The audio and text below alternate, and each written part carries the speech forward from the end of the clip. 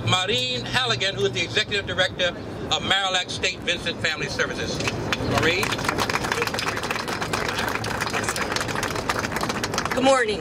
My name is Maureen Hallagan. I am the Vice President of Programs at Marillac St. Vincent Family Services. We provide multiple social services to at-risk families in Chicago at 2 locations, Marillac on the west side and St. Vincent on the north.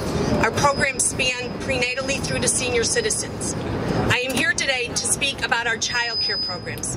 Between our 2 centers, we serve over 730 children, ages 3 months to 12 years, and their families. Over 95% of the families we serve qualify and depend on the Child Care Assistant Program, which is administered through the Illinois Department of Human Services. In order to qualify, parents have to be working or in school.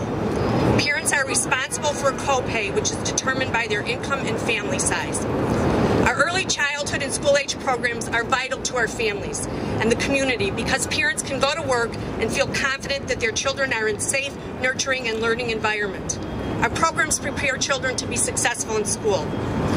As of July 1st, the state plans to freeze intake for new families and increase parent co-payments by 30%. Presently, our parents are eligible to participate in the Child Care Assistant Program at 185% of the poverty level. As of July 1st, new families entering the program will be eligible at 50% of the federal poverty level, which would mean that they could only earn $7,800 a year. The families we serve are truly the working poor. These new requirements will make it extremely difficult for families to continue to have their children in child care and may make it impossible for them to stay employed. We are all aware of the serious violence that is plaguing Chicago and how important it is that families have the confidence that their children are in quality, safe programs. Marillac St. Vincent Family Services have been serving families in Chicago for over 100 years. Parents have been able to earn their degrees, become employed full-time because of the Child Care Assistant Program.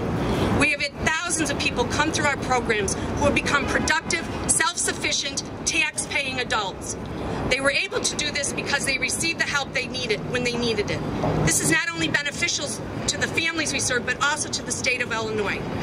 Marillac St. Vincent Family Services employs over 220 people.